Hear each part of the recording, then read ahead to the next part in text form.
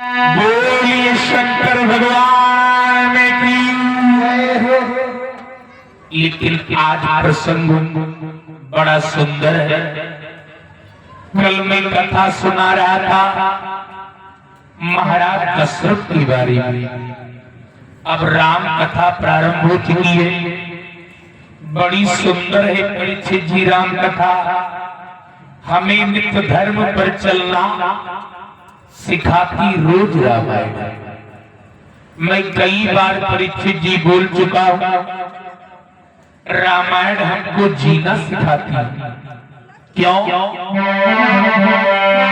कि रामायण असुर करू की छाया, दुख बहादुर की रामायण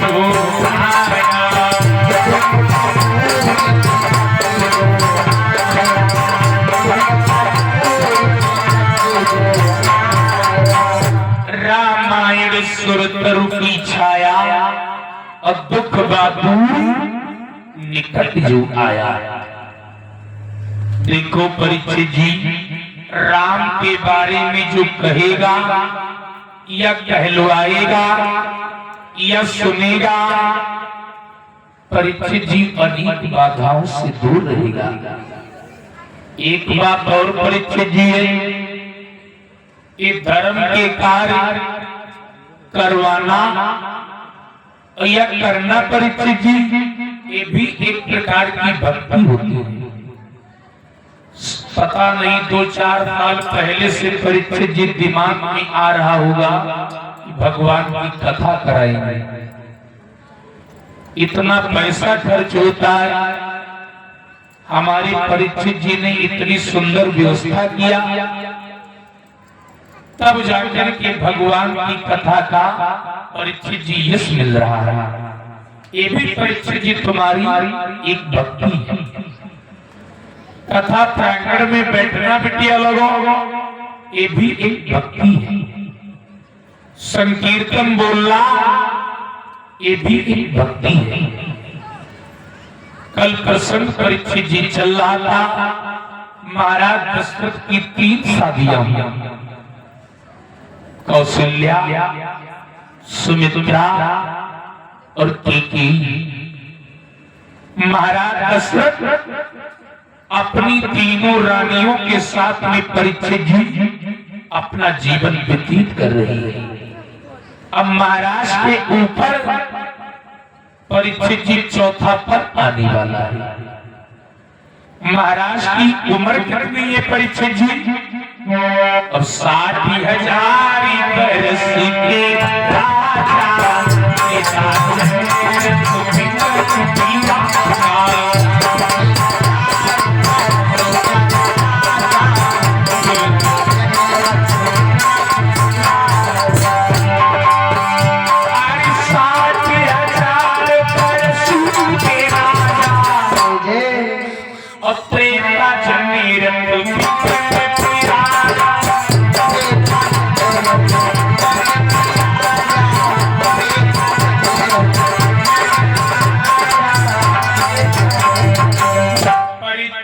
महाराज दशरथ की उम्र कितनी हो गई? 60,000 बरस के राजा दशरथ की उम्र हो गई 60,000 बरस की। एक दिन महाराज अपनी महलों में बैठे परीक्षित जी और अपपुरी रघुकुले मणि राय भेद विदित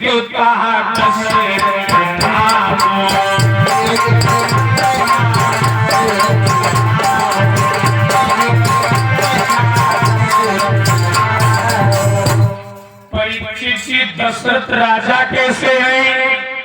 तुलसी बाबा लिख रहे हैं, धर्म धुरंधर अगुण ऋषि ज्ञानी, अतत भगत कहीं सारंग पानी।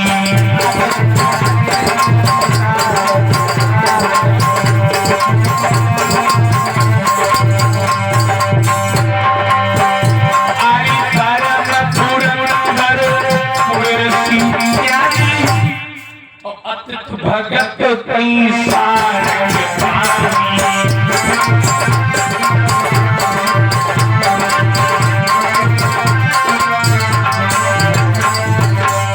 परीक्षित जी महाराज दशरथ अपने महलों में बैठे हुए, तो दशरथ के अंदर परीक्षित जी एक बात आई।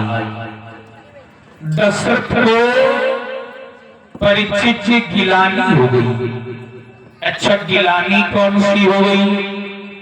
महाराज दशरथ सोच रहे हैं क्या अब एक बार दशरथ मन माही भई गिलानी मोरे सुतना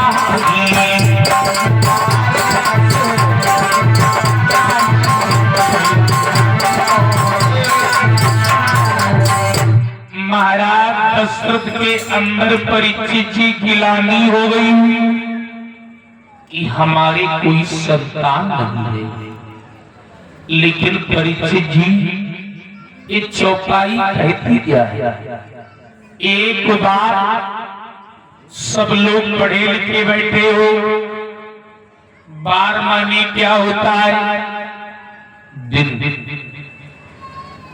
वो कौन सा दिन था जब दशरथ को गिलानी हुई कि हमारी कोई संतान नहीं है? एक बार मैया कौशल्या परीक्षित जी सरयू के किनारे खड़ी है, अपने धोती के पल्लव को खोल करके बिटिया लोगों मां कौशल्या सरयू से दादा एक बेटा मांग रही है। कैसे? अब सरयू किनारे कौशल्या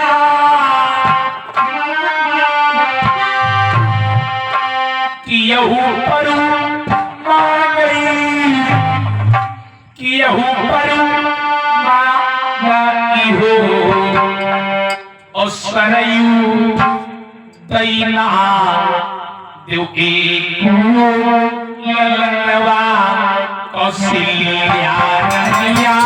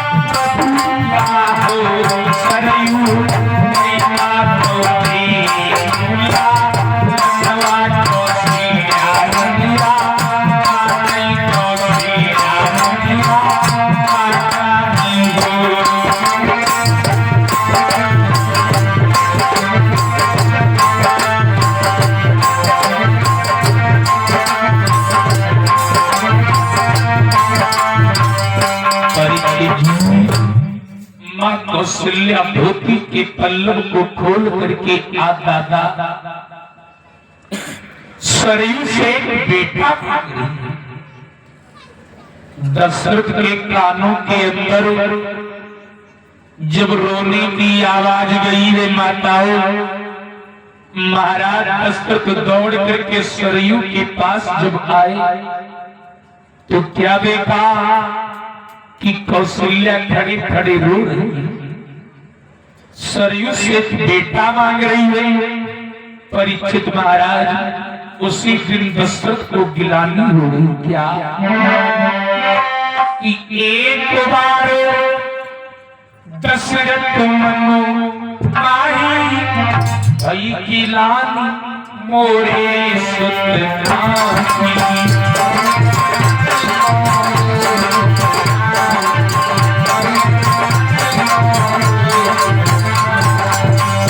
महाराज के अंदर गिलानी हो गई परीक्षित जी कि मेरे कोई संतान नहीं है।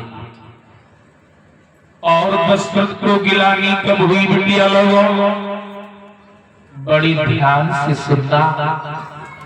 एक बार महाराज दशरथ परीक्षित महाराज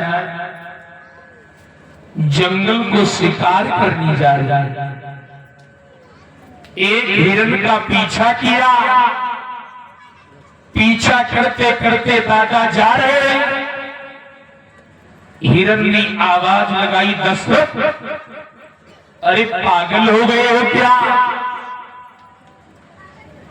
आपको नहीं डालो कि तुम मेरा वध नहीं कर सकती हो। दशरथ बोले क्यों? तो हिरण बोला है, सुनो महाराज, और जिन राजन के सुतना होई बाते मेरो मरण होई।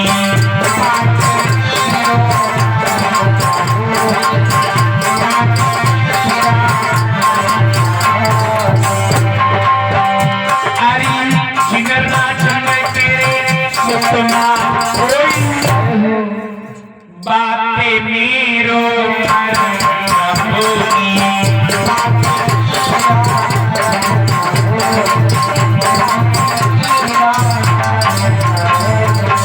हिरण कहने लगा, महाराज निर्वंशी राजा के हाथों से मेरा वध नहीं होगा। उसी दिन माताओं दशरथ को गिलानी हो गई कि मेरे कोई संतान नहीं है। महाराज दशरथ सोच रहे हैं कि प्रभु मेरे कोई संतान नहीं है। दशरथ के अंदर परीक्षित जी अंधकार आ गया, अंधेरा आ गया। और अंधेरे को परीक्षित जी दूर कौन करेगा? ऐसे समझो, रात में माताओं जब अंधेरा होता है तो अंधेरे को दूर कैसे किया जाता है भाई? प्रकाश किया जाता है, उजेला। और इस समय परीक्षित जी प्रकाश है कौन? गुरु। गुरु का मतलब क्या होता है? जो अंधकार से प्रकाश की ओर ले जाए। तो अब दशरथ कहां आ गए परीक्षित जी? अब गुरुग्रह गए, तुरंत मही माला और चरण लागी करे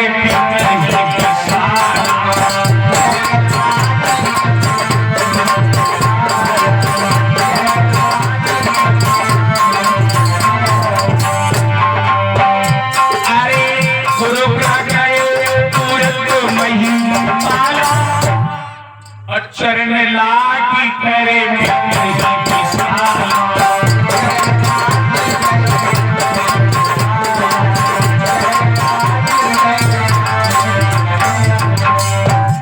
दशरथ दौड़ करके आए परीक्षित जी, अपने गुरु के पैरों पर गिर पड़ी। और जब पैरों पर गिरे ही माताओं, तो दशरथ ने आज अपने गुरु को सारी हकीकत बताई। हकीकत क्या बताई?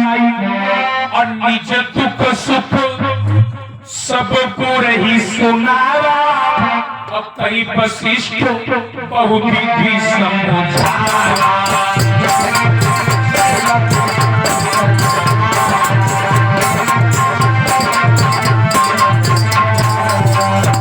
दशरथ ने दुख भी बताया और दशरथ ने बिटिया सुख भी बताया। अब एक शंका हो गई परीक्षित जी कि दशरथ के अंदर सुख क्या है और दशरथ के अंदर दुख क्या है। अच्छा, दुख तो यही हो गया कि कोई लड़का नहीं है, लेकिन सुख क्या है? दशरथ के अंदर सुख है ये दादा कि संतान तो नहीं है, लेकिन संतान को मिलाने वाला गुरु मिल गया। सारी हकीकत बताई। वशिष्ठ कहने लगे राजा तुम बिल्कुल चिंता ना करो, तुम्हारे महलों में महाराज एक नहीं, दो नहीं, बल्कि 4 पुत्रों का अवतार होगा। लेकिन कैसे? गुरुजी बोले सुनो महाराज, अरे धर्म धीर अहुई है सुतचारी, अत्रिभुवन विदित भगत भय भारी।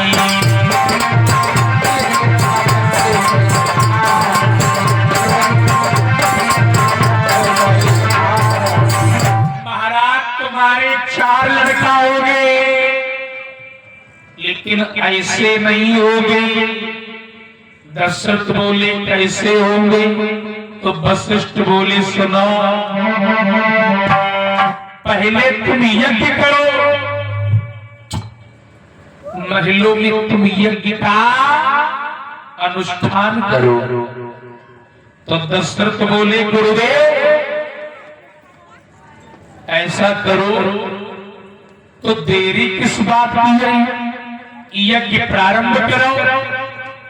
परीक्षित जी वशिष्ठ ने मना कर दिया। राजा ये यज्ञ जो मैं करवाने जा रहा हूं, पुत्र पुष्ट में यज्ञ मैं कर नहीं पाता हूं। एक बात और सुन लो दादा, जो काम जिसको अच्छी प्रकार से आता हो वो काम उसी से करवाना।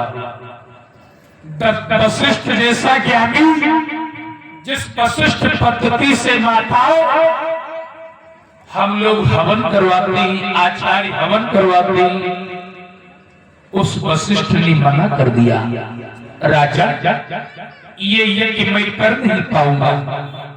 फिर यज्ञ करेगा कौन? श्रृंगी ऋषि को बुलवाओ। तो आज श्रृंगी ऋषि को परीक्षित जी बुलवाया गया। अब श्रृंगी ऋषि वशिष्ठ बुलावा, अब पुत्र काम शुभ यज्ञ करावा।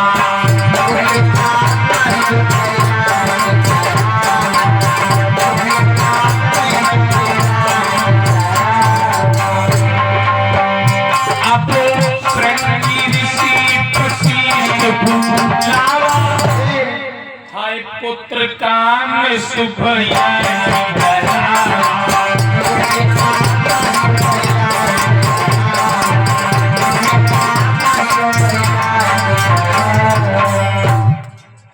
आज श्रृंगी ऋषि को बुलवाया गया कि यज्ञ प्रारंभ हो गया। जैसे ही यज्ञ भगवान को आहुति मिली है दादा, तो तुलसी बाबा लिख रहे हैं क्या? और भगति सहित मुनि आहुति दीने, और प्रगटे अग्नि में चरू करे।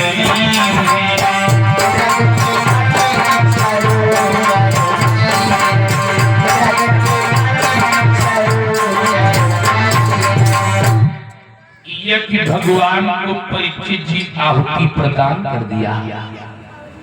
यज्ञ भगवान माताओं प्रकट हो गई। प्रगटे अग्नि चरू कर ली। अच्छा परीक्षित जी, चरू माने क्या होता है? चरू माने होता है माताओं खीर। यज्ञ भगवान जब प्रकट हुए दादा, तो अपने हाथ मैया खीर के रो कटोरा लेके आई। अच्छा ये बताओ बिटिया लोगों, खीर मैया कई चीजें पड़ती, परीक्षित जी कई चीजें पड़ती? अरे ऐसी बात ना है। वैसे अगर देखा जाए